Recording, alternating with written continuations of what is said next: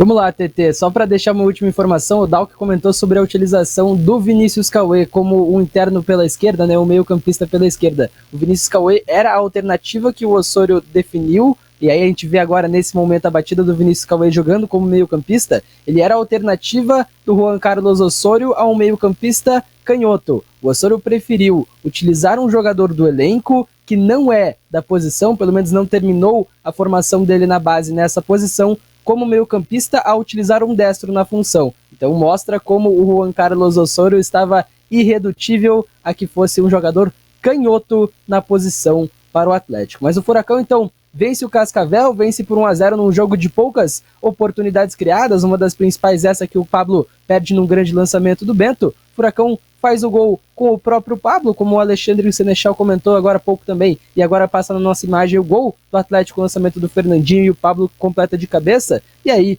tivemos as aspas, as falas na coletiva de imprensa. Para destacar, destacamos bastante na nossa jornada esportiva. O Osório inventou bastante, utilizou o Madson como zagueiro, Matheus Gamarra como lateral, Vinícius Cauê como meio-campista, Coelho como o lateral pela direita, muitas mudanças, o Pablo como meio-campista também, muitas mudanças, muitas improvisações. Eu perguntei ao Juan Carlos Osório em entrevista coletiva sobre esse limite entre os testes e o excesso desses testes, e ele deu uma resposta bem interessante. Vamos ouvir o treinador do Atlético, Juan Carlos Osório.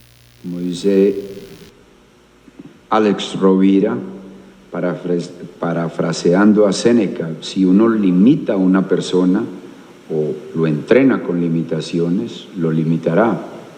Si esa misma persona uno simplemente le propone tareas complejas y observa el desempeño, esa persona alcanzará su potencial. Yo creo que un buen club, un buen equipo de fútbol debe tener 2, 3, 4 jugadores polifuncionales que puedan jugar en diferentes posiciones. Y en eso estamos trabajando y Mateo es uno de ellos. Continuaremos haciéndolo. Hoy también jugó Madson de zaguero por derecha y después jugó de extremo y en ambos yo creo que lo hizo muy bien. Tá, então, Juan Carlos Osório, treinador do Furacão, cita até o filósofo Seneca, né? Fala que se treinar com limitações vai limitar o potencial e o desenvolvimento do atleta. E aí, por isso, ele não vê limitações no posicionamento. Diz que quer ter 4 jogadores, 2, 3 ou 4 jogadores polifuncionais nesse time do Atlético. O que isso significa? Jogadores que têm mais de uma função em campo, que podem jogar em mais de uma posição. Ele considera o Matheus Gamarra um desses jogadores. E ele também menciona o Madson na resposta. Diz que o Madson foi bem como zagueiro e bem como ala também no decorrer da partida. Eu perguntei a mesma coisa ao Fernandinho. Na verdade, na mesma linha, né? Falei pro Fernandinho como é estar em campo com todos esses testes, com todas essas variações e o que ele achava disso. Ele gosta e comentou também esse estilo de jogo do Juan Carlos Osório em entrevista coletiva. Ter jogadores que podem desempenhar diversas funções no time. Isso cria um problema para o adversário também, isso cria uma possibilidade maior para o teu time, porque você pode fazer algumas mudanças durante o jogo, algumas mudanças de posicionamento tático. Então, a partir do momento que nós, jogadores, conseguimos entender que nós podemos causar mais problemas para o adversário nessas pequenas mudanças, eu acredito que o time como um todo tende a evoluir.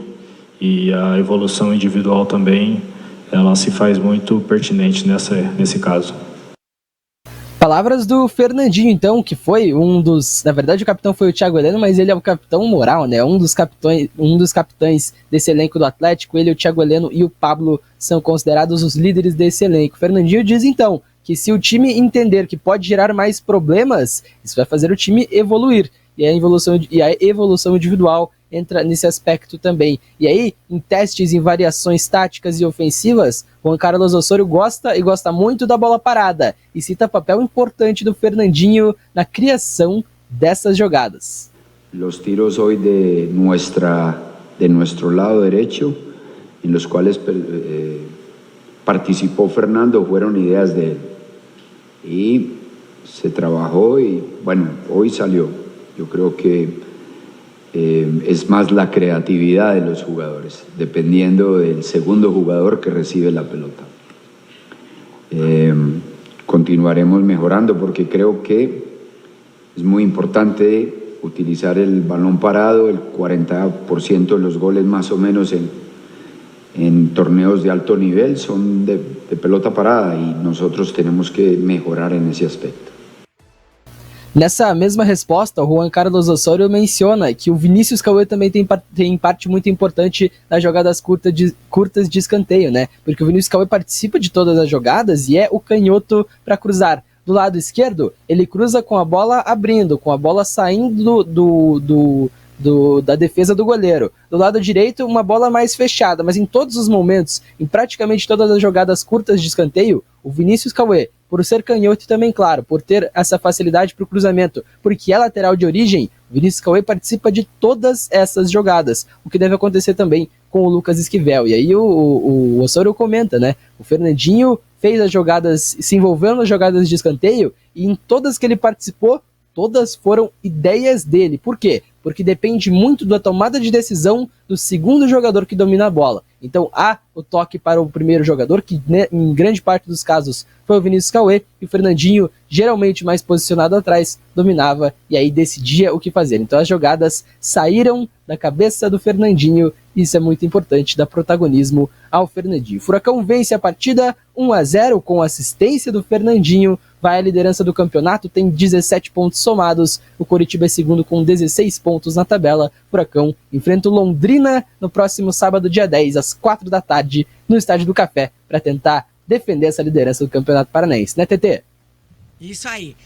O André Luiz está dizendo aqui que o Osorio está inventando muita moda, vocês acham? Concordam? Eu tenho certeza. Ó, eu vou entrar numa situação aqui rapidamente, Linha. De todos os pontos que ele trouxe na coletiva ontem, que o 20 anos trouxe agora, eu vou citar um bem específico, né? Ele fala que qualquer clube de futebol precisa ter 2, 3, 4 jogadores polivalentes. E isso eu concordo 100%. Mas não é por isso que esses 2, 3, 4 jogadores precisam jogar todos os jogos em funções diferentes. Ser polivalente é diferente de todo jogo ser colocado em outra função. Então, para mim, esse é um grande ponto. Não é porque o Vinícius Cauê é lateral esquerdo, pode jogar de volante, pode jogar de zagueiro, pode jogar aonde for, que ele precise todos os jogos jogar em outras posições e não como lateral esquerdo. Não é porque o Gamarra, zagueiro, muito bom zagueiro inclusive, pode jogar de volante, de lateral esquerdo, que ele precisa todos os jogos jogar de lateral esquerdo ou de volante. Então, para mim, esse é o ponto importante. O Fernandinho respondeu pro Vincenzo que ele gosta disso. E eu acho isso legal. O Fernandinho é um cara inteligentíssimo, um cara que já jogou muita bola no mundo. Mas ele gosta disso até certo ponto, né? Porque na última pergunta da coletiva, ele foi questionado se nessa toada ele poderia jogar de zagueiro, como jogou e foi campeão pelo Manchester City. Ele falou que o City e o Atlético são clubes diferentes. Que o City trabalha com 24 jogadores no seu plantel e precisa de jogadores fazendo várias funções. E o Atlético não. E o Atlético é um clube formador, um clube que tem jogadores de sobra para jogar. Ou seja, ou gosta ou não gosta, Fernandinho. Me desculpa. Ou você encaixa ou não encaixa. E eu não tô falando mal do Fernandinho aqui, gente. Não me entendam mal, não me entendam errado. Estou falando que as improvisações servem até certo ponto para o Fernandinho. Mas assim, até a gente comentou ontem, né? A questão desse termo improvisação. Nessa escalação que o Osorio montou para o jogo. Não é uma improvisação, porque... na verdade, é um experimento de jogadores em multifunções dentro da partida, conforme a circunstância que o jogo se desenvolve. Então ele pega, por exemplo, o Vinícius Cauê, que ontem, teoricamente, né, entrou como um lateral esquerdo, e a única coisa que ele não foi no jogo foi lateral esquerdo. Jogou de volante, né? Jogou de meia. Ele jogou de ponta esquerda, estava de meia esquerda, de volante, ele até fechou um pouco ali no corredor para tentar neutralizar as ações do Cascavel por aquele setor. O Pablo foi um cara que não teve uma posição fixa, né? Quando você vê Pablo e Mastriani, você fala assim, pô, como que eles vão jogar juntos, né? Dois caras da mesma posição, e acabou que o Pablo se movimentou muito, o Mastriani ficou mais plantado, ficou muito sumido do jogo, né? Que a bola, eu acho que esse sistema, você falou da zona 14 ali, né? Da frente da grande área, né, Dalk? Sim. Assim, eu acho que a bola não chegou acho que uma vez, assim, numa boa situação, que foi aquela cabeçada do Mastriani num cruzamento, se não me engano, do Coelho, né, pela esquerda, direito, que ele deu uma cabeçada no meio do gol e o goleiro encaixou, mas o Mastriani... desculpa, esse do Canóbio pelo lado esquerdo. Né, pela esquerda, foi o Canóbio, exatamente. Teve a cabeçada do Mastriani no primeiro tempo também, que ele acabou cabeceando pra fora, que foi o cruzamento do Coelho. No segundo tempo foi do Canóbio, lá pela esquerda, que o Canóbio vai na linha de fundo. A bola chegou muito pouco, né, pro Mastriani. Então o Mastriani foi um cara que participou muito pouco do jogo, tanto que foi substituído numa atuação de forma bem apagada. E aí o grande ponto, ele cita muito essa situação da Zona 14. Para quem não sabe, Zona 14 é um estudo que foi feito em 99, depois da final da Copa do Mundo da França, em que 2 pesquisadores de Liverpool mapearam o campo de futebol em 18 zonas. E eles, estudando a final da Copa e depois estudando outros jogos para pegar como parâmetro, eles entenderam que a Zona 14, onde eles mapearam, que é um pouco ali perto da meia-lua da grande área e tal. É a intermediária central. Isso, a intermediária central. Ali, 70% das ações é a que levam a gol, que levam a decisões boas e ruins. Obviamente, as boas tem 70% de chance de sair gol, as ruins naturalmente fazem com que seu time perca muitas oportunidades. Basicamente isso é a Zona 14 que o Osório fala. Então assim, nesse caso, o Atlético ontem teve uma Zona 14 completamente ineficiente, né? E eu até vi gente respondendo aqui, até a Andréa Duarte, mãe do Alê. Beijo, mãe. Falou, o Fernandinho não iria contradizer o treinador. Ele não contradisse na resposta logo em seguida, mas ele contradisse na última. E esse foi o meu incômodo. Porque ele fala que o City era diferente, já que ele jogou de zagueiro lá, porque o City era um time que tinha jogadores polivalentes porque trabalhava com um elenco menor, e que agora no Atlético ele não precisa, porque o Atlético tem um elenco inchado. Então ele contradisse o Osório. E aí que vem o meu incômodo, com esse tanto de improvisação. Eu acho maravilhoso ter jogadores polivalentes no seu elenco. Só que eu não acho que todos os jogadores precisam exercer essa situação de ser polivalente em todo jogo. E aí é o ponto pra mim. Fala, Linha. Não, é bem isso, né? O problema do Osório é que, assim, ele tá mudando muito a escalação. Outra coisa que não ficou muito clara, até, se não me engano, foi o Edson Tomás que perguntou a questão do número de jogadores no banco, né?